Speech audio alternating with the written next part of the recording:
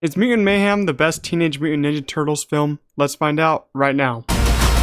Enough talk! I dream about fighting every night! You've got a rage problem, right? It's not a problem! Alright, I was able to see this movie a couple days early. Before we get into my review, a quick plot synopsis. After years of being sheltered from the human world, the Turtle brothers set out to win the hearts of New Yorkers and be accepted as normal teenagers. Their new friend April O'Neil helps them take on a mysterious crime syndicate, but they soon get in over their heads when an army of mutants is unleashed upon them. Alright, so overall quick thoughts on Mutant Mayhem. To preface, I'm a big fan of the Teenage Mutant Ninja Turtles. I watched the original animated show when I was young. I love that show. Nickelodeon show, very good. Michael Bay movies, they have their moments, but the Turtles are kind of scary in that movie. Not gonna lie, but the action's pretty fun. But overall, I find the Turtles such interesting characters to make a movie on, and I love how they're like kind of redoing it in a classic animated way. And I want to kind of go over the voice work of this movie because we have a stacked cast here. I want to go over the voice work of the four teenagers that are doing it. Nicholas Cantu plays Leonardo, Micah Abbey plays Donatello, Brady Noon plays Raphael, and Shimon Brown Jr. plays Michelangelo. Those four are amazing in this movie. I'm not sure if they did any other work before this, any other voice work, but I think they did so well. And I love how they're actually teenagers in this one, because if you watch Teenage Mutant Ninja Turtles, a lot of the times they aren't actual teenagers, and they aren't voiced by actual teenagers. I think this is one of the first times where they're actually voiced by like actual teenagers, like 14, 15, 16-year-olds.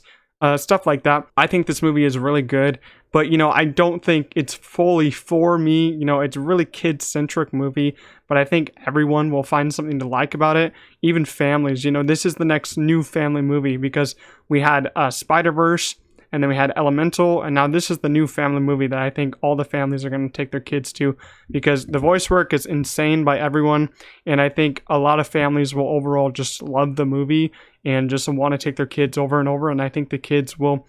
It kind of is a movie that introduced a lot of kids to the Mutant Ninja Turtles, but I think a lot of other Turtle fans that have already been fans of the Turtles will really enjoy it. But some of the standouts of the cast, I think Ao from The Bear, I think she's a very nice standout as April O'Neil. And I gotta say, Nicholas Cantu as Leonardo and Micah Abbey as Donatello, I think they're my favorites of the cast. But all four of the Turtles, they're awesome. And also kind of Ice Cube, our main villain, Superfly. I think he's awesome. Post Malone has a little role. He's one of my favorite artists, and I thought he did good with his little role. But I think also a top player in this is Paul Rudd as Mondo Gecko. Paul Rudd was amazing in this. Some of his lines are just so funny, and he just has a lot of charisma every time he does a role.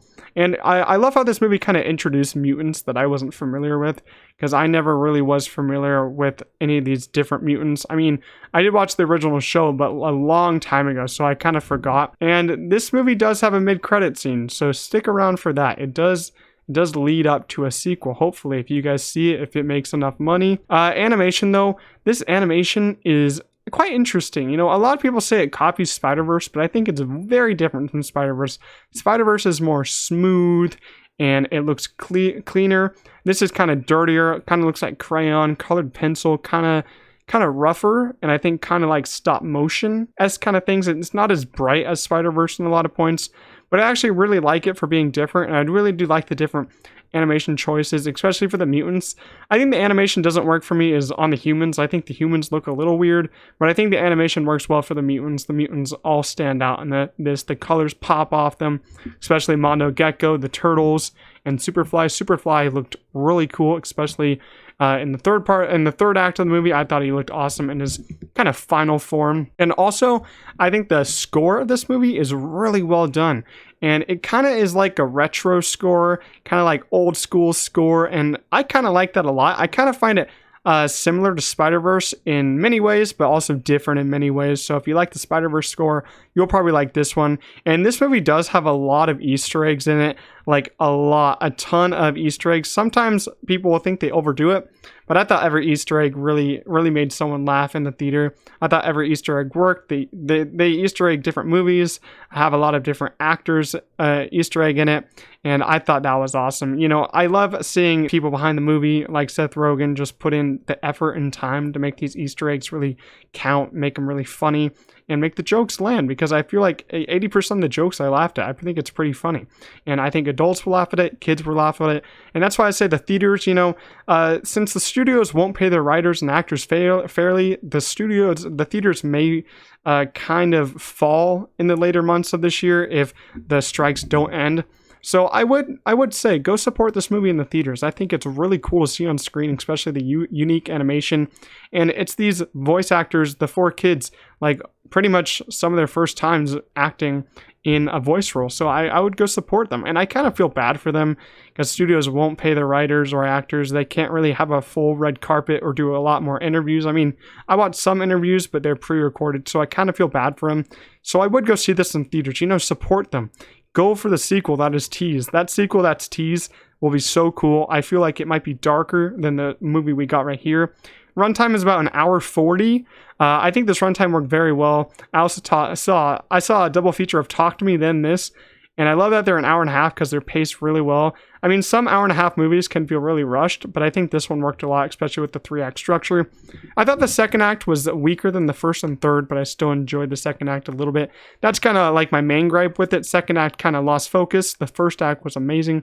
Third act was pretty great. I thought the second act was the weakest of the story. But overall, I had a really fun time with this one. I feel like this one will be a comfort movie when it comes out in physical. I'll definitely be buying it.